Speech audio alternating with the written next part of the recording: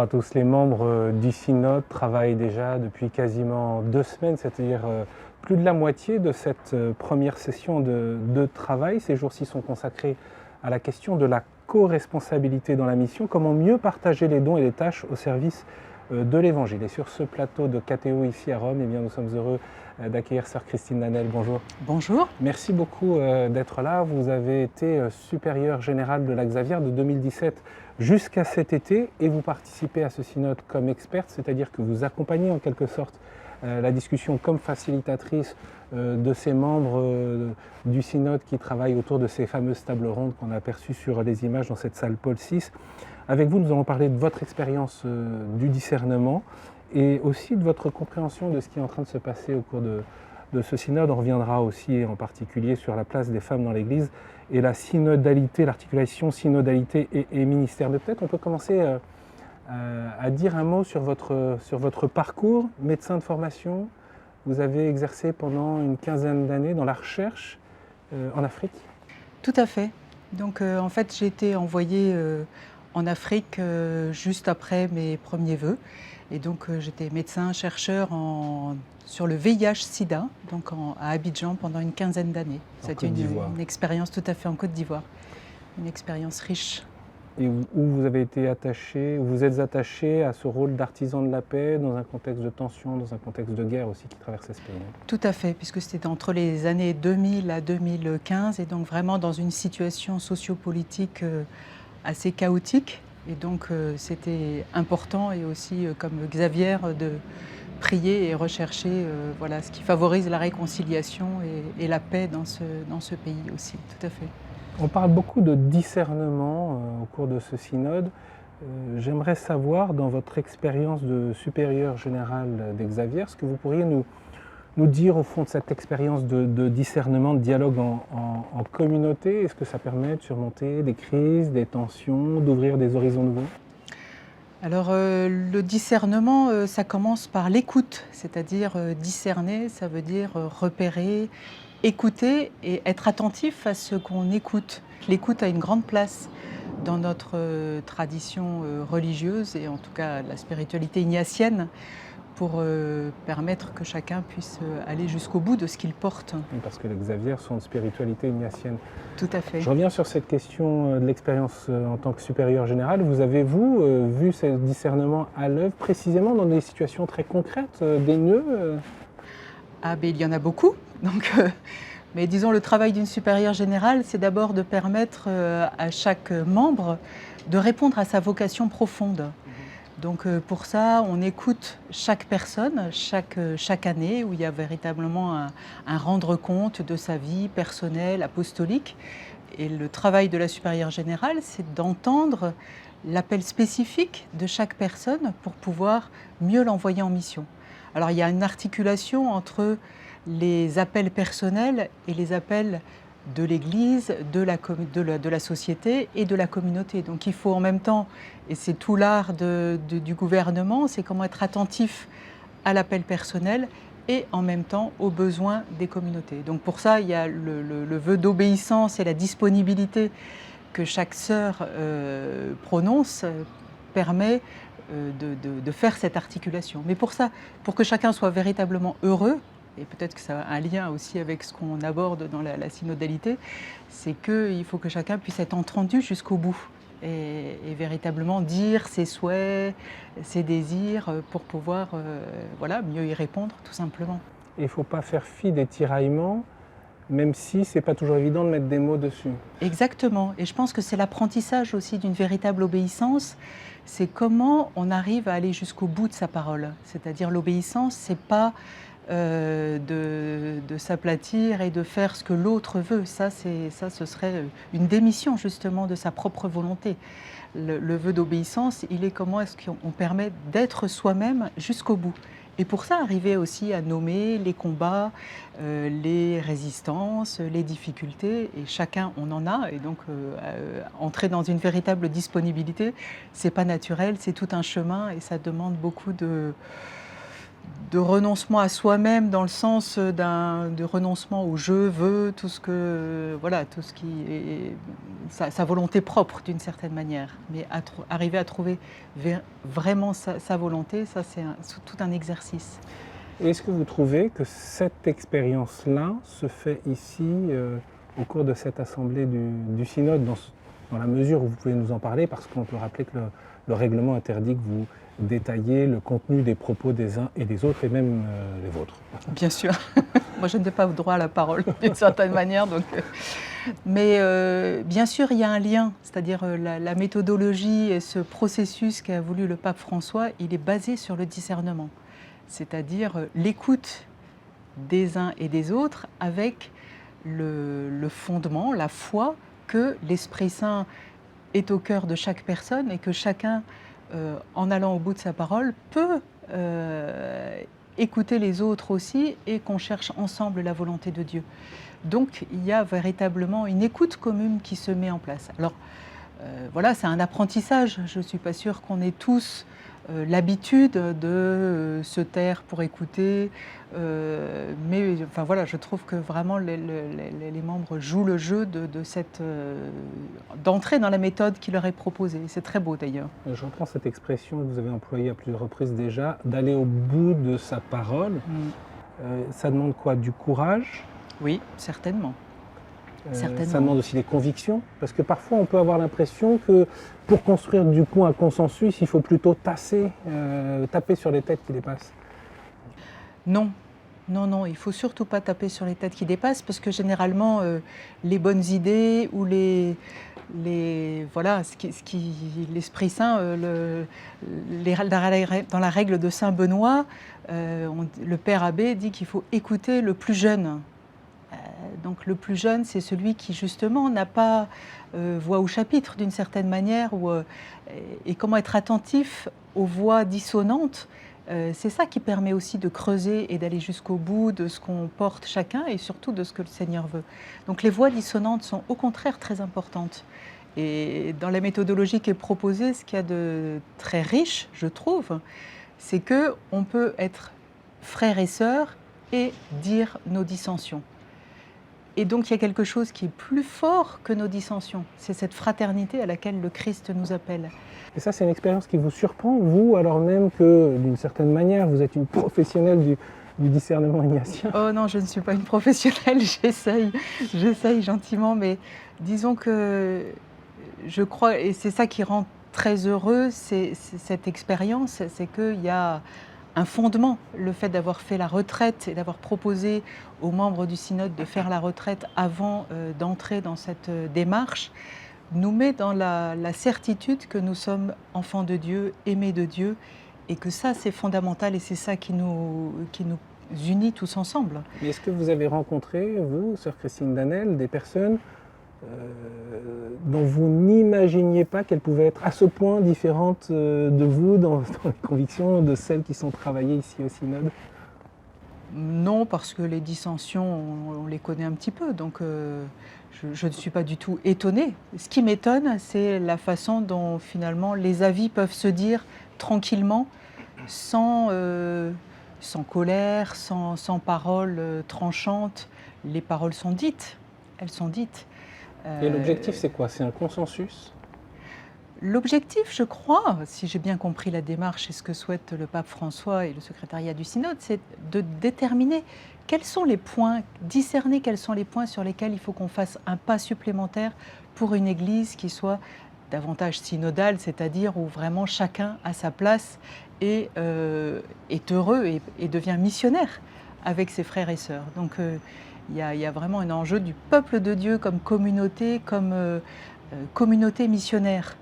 Et pour ça, il y a des dysfonctionnements quand même dans notre Église, il y a des choses qui sont douloureuses. Comment est-ce qu'on arrive à s'en parler, à l'image des premiers chrétiens de Jérusalem, où voilà, les païens devaient-ils se faire circoncire? C'était un problème pratique, concret, qui se posait, et ils ont fait le premier concile de Jérusalem sur cette question.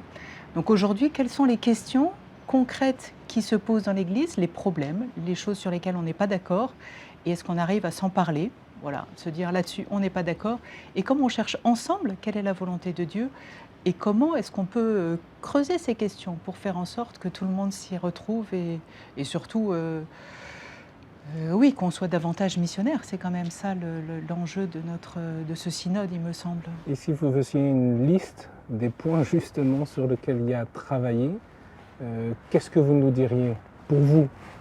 Pour moi, au-delà même du travail de l'instrumentum laboris bon, en tout cas, je me suis beaucoup retrouvée dans l'instrumentum laboris. J'étais très heureuse en lisant ce texte, en me disant, les questions sont sur la table. Voilà, comment chaque baptisé est, j'allais dire, pris au sérieux. C'est-à-dire comment il a la conviction lui-même qu'il est une personne importante choisie pour la mission du Christ et pour participer à la mission du Christ. Mais c'est pas nouveau.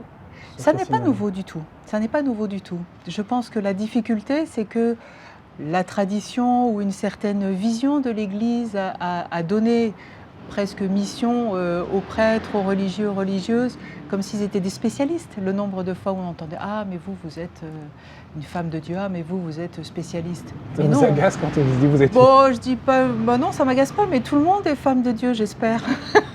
Ou homme de Dieu. Disons, voilà, qui est vraiment cette assurance que comme baptisés, nous avons reçu, nous sommes prêtres, prophètes et rois, et comment prendre au sérieux ce sacerdoce baptismal et en tirer toutes les conséquences, c'est-à-dire aussi sur le plan apostolique, comment chacun voilà, peut donner le meilleur de lui-même selon le don que le Seigneur lui a fait. Je reviens à ma question, est-ce que vous voyez quelques grands nœuds qui sont impératifs pour vous aujourd'hui à travailler, à défaire pour permettre une meilleure évangélisation? Alors le premier, c'est comment les plus pauvres, les personnes les plus lointaines, les personnes les plus marginalisées, oubliées, exclues, trouvent véritablement leur place dans l'Église. Et que là, je pense qu'on a vraiment… alors bon, certaines personnes, c'est leur ministère, mais comment ça ne devient pas un ministère particulier, mais que les plus pauvres puissent être au centre de l'Église comme ceux qui apportent la bonne nouvelle. Quand Jésus exulte sous l'action de l'Esprit Saint en disant « Ce qu'on a caché aux sages et aux savants, tu l'as révélé aux plus petits ». Voilà, quels sont ces plus petits auxquels le Christ nous envoie ou comment il est présent à travers eux et comment est-ce qu'on fait toute la place. Et une fois qu'on aura mis la place aux plus pauvres, peut-être que tout le monde pourra la trouver. Donc ça, c'est déjà un des points qui me semble important.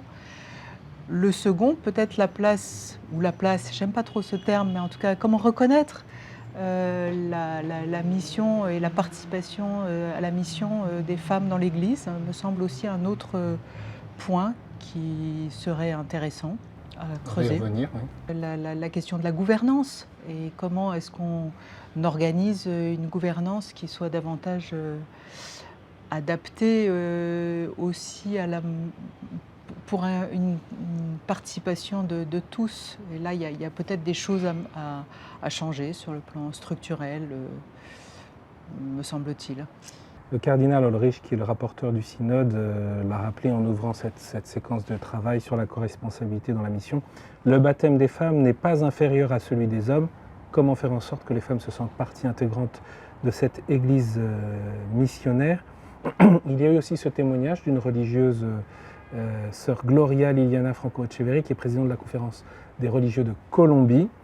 Et elle a partagé sans ménagement ses constats, synthétise plusieurs situations évoquées, des femmes privées de porter la communion aux malades, réservée aux seuls hommes, une femme docteur en théologie meilleure que ses camarades masculins, mais qui n'obtient pas son diplôme canonique, mais seulement un diplôme civil parce qu'elle est une femme, ou encore des femmes qui n'accèdent pas aux conseils paroissiaux ou aux conseils diocésains. Le chemin des femmes, dit-elle, dans l'Église est plein de blessures, de situations douloureuses et de rédemption. Vous partagez ce constat?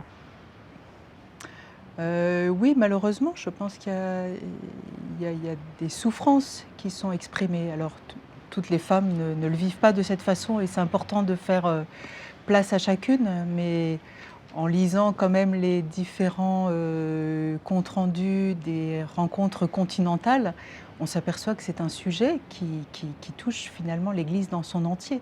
Ce n'est pas une affaire seulement occidentale de place de la femme qui est moins reconnue. Donc on ne peut que constater parfois cette discrimination et cette violence envers les femmes.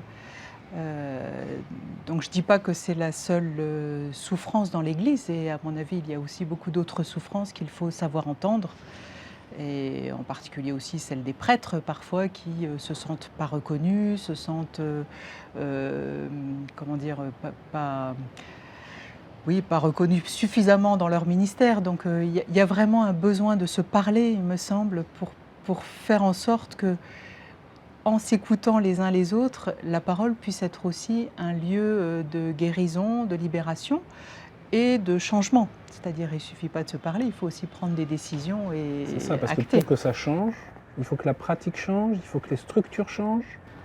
Oui, et que les attitudes changent aussi, je crois, un petit peu les trois. Il y a des structures qu'il me semble importantes à faire évoluer. Et par exemple, il faudrait des quotas pour les femmes, comme on peut le voir dans la vie civile ou politique. Vous savez, ça me fait sourire. Mais... Oui, ça me fait sourire. Quand on demande que les femmes puissent accéder, puissent être davantage impliquées dans les niveaux de décision, c'est aussi pour apporter notre propre richesse, notre propre manière de vivre la gouvernance. Je pense qu'on est sur ce plan-là, peut-être on a des qualités différentes, des manières de faire différentes, et que c'est un enrichissement. Mais un code de bonne pratique vous suffirait ? Non, il faut que ce soit effectif. Il faut qu'il y ait des véritables lieux où les femmes puissent accéder à ces prises de décision. Encore une fois, il ne faut pas que ce soit perçu comme une demande ou perçu comme une prise de pouvoir, parce que ce n'est pas de cet ordre-là. Je crois que c'est plutôt reconnaître les dons particuliers qu'ont les femmes, et que ces dons, ils sont aussi au service d'une gouvernance peut-être plus inclusive, plus proche des plus pauvres justement, ou des exclus. Enfin voilà, une forme d'attention peut-être différente. Encore une fois, il ne faudrait pas essentialiser. Je crois qu'il ne faudrait pas dire les femmes ou les hommes ont ces manières-là. Il y a des différences, mais qui sont subtiles et qui font que quand il y a plus de femmes dans un gouvernement, les choses se passent un petit peu différemment. Et c'est dommage de s'en priver. Voilà. Certains pensent qu'au fond, un accès égal à toutes les fonctions, y compris au ministère, permettrait de régler la question. Est-ce que c'est votre avis ?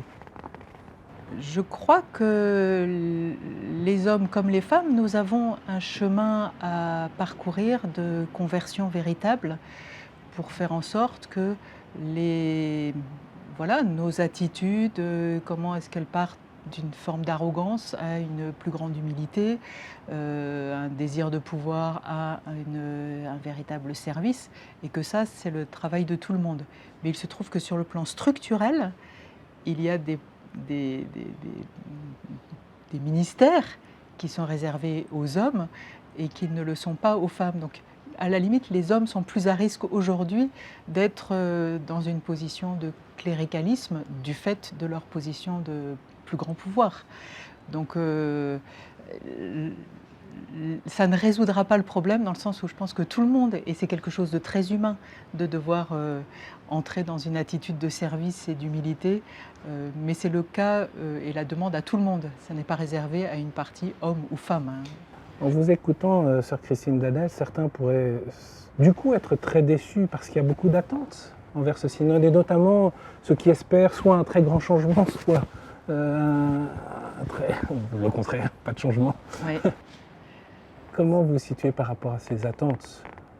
Moi, je prends que ce qui est en train de se vivre au synode, c'est une expérience. C'est une expérience d'écoute les uns des autres. Et ce que je constate, c'est que ça produit de la joie. Au-delà des dissensions, au-delà des consensus, des pas à faire. Et il faudra qu'il y en ait. Je pense que c'est très important que le synode détermine quelques axes sur lesquels il faudra que l'Église se prononce, que le pape se prononce pour faire des changements. Mais la méthode qu'il a utilisée en demandant 2 assemblées pour pouvoir avoir du temps et réfléchir... Octobre 2023, octobre 2024 me semble très sage, parce que les choses demandent du temps. Et que cette expérience que nous vivons aujourd'hui, je souhaite à tout le monde de pouvoir la vivre et d'en vivre quelque chose de ce style-là, c'est-à-dire être différent et pouvoir se parler en confiance et construire quelque chose de l'ordre de la fraternité.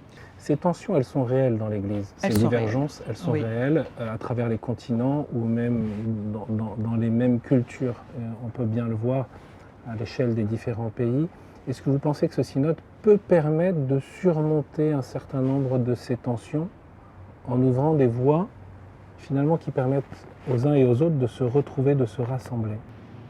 En tout cas, c'est ma grande espérance, c'est-à-dire que le risque de polarisation finalement qu'on voit dans le monde, et Dieu sait que ça a conduit à des guerres et que l'actualité malheureusement nous en montre trop la gravité, comment sortir de cette polarité dans l'Église, hein. Et il me semble qu'il n'y a pas d'autre moyen que de se parler, s'estimer les uns les autres. Quand Jésus nous dit d'aimer nos ennemis, je crois que c'est ça que ça veut dire. C'est-à-dire on peut très bien ne pas être du tout d'accord sur la façon de penser de quelqu'un et pourtant l'aimer. Et l'aimer, ça ne veut pas dire être forcément son ami puisque c'est mon ennemi. Mais l'aimer, c'est-à-dire l'estimer et croire que ben voilà, l'Esprit Saint aussi parle à travers lui et entendre ce que l'Esprit me dit à travers ça. Et pour ça, il faut ne pas être sûr d'avoir la vérité. Si tout le monde est sûr d'avoir la vérité, effectivement, on va avoir du mal. La vérité, elle est devant nous, elle est quelqu'un. Donc comment est-ce qu'on se met en marche quand on parle synode, c'est vraiment marcher ensemble. Cette marche, elle est vers quelqu'un, elle est vers la vérité qui est au-delà de nous. Aucun de nous n'a la vérité. Et donc, voilà, c'est accepter de n'avoir qu'une partie de la vérité et de chercher ensemble le pas suivant pour qu'on puisse justement avancer ensemble et répondre à notre vocation profonde. Marcher ensemble avec le Christ. Et c'est Bien ça sûr. qui change tout d'une certaine manière. Oui, avec lui, vers lui, c'est-à-dire croire que l'Esprit nous accompagne. Je pense que le texte d'Emmaüs est très présent dans ce chemin synodal, hein. C'est-à-dire voilà, passer d'une forme de désolation, voilà, la crise dans l'Église. On a quand même Faut pas beaucoup oublier les abus, la sans question de la oublier crise des les abus abus, sexuels. la crise des abus sexuels, Les abus spirituels, les abus de pouvoir. il y a beaucoup d'abus. Enfin, je veux dire, s'il y a un synode, c'est quand même qu'il y a des véritables questions à régler. Ça n'est pas anodin et juste pour parler ensemble. Il y a des véritables questions aujourd'hui qui se posent dans un monde qui change énormément. Et comment on est à l'écoute des changements de ce monde pour se dire comment les changements structurels à l'intérieur de l'Église permettent de mieux répondre à notre vocation de baptiser et de missionnaire, de participer à cette mission du Christ. Donc c'est un gros engagement personnel, aussi de l'ensemble de l'Assemblée, mais pour vous, c'est un gros engagement, c'est un gros investissement, ce mois de travail ici à Rome. C'est une grande joie surtout. Vraiment, je commence mon Ça, année on sabbatique. l'entend, on le voit aussi avec votre série. C'est un cadeau extraordinaire de voir voilà, des délégués, des évêques cardinaux et tous ces hommes qui cherchent, hommes et femmes, hein, qui cherchent voilà, comment mieux répondre à cet appel du Christ. C'est vraiment quelque chose de très beau. Et je crois que oui, alors les gens travaillent, hein, il faut voilà, surmonter aussi les moments de désolation où on se dit est-ce que vraiment c'est dans ce sens-là que j'aurais souhaité que ça aille. Voilà, il y a quand même des passages délicats et c'est normal, je crois, ça fait partie du chemin. Pour être surpris, vous parliez tout à l'heure de polarisation, je crois que laisser la place à l'Esprit Saint, c'est aussi laisser la place à peut-être quelque chose de nouveau qui va surgir. Je parlais aussi du plus petit. L'écoute des voix dans une assemblée, elle est comment chacun est prêt à se laisser un peu bousculer dans ses convictions propres pour se dire mais l'Esprit nous parle, va nous donner une voie pour avancer sûrement différente de celle que nous attendions. Et en cela, c'est merveilleux parce que c'est une surprise finalement que le Seigneur va nous faire, et j'en suis sûre. quelle prière vous demanderiez à ceux qui nous regardent pour conclure cet entretien? Je dirais de continuer à supplier l'Esprit Saint. Le pape l'a redit, c'est lui qui est le protagoniste de ce synode et qui est voilà, celui qui conduit l'Église. Et il me semble que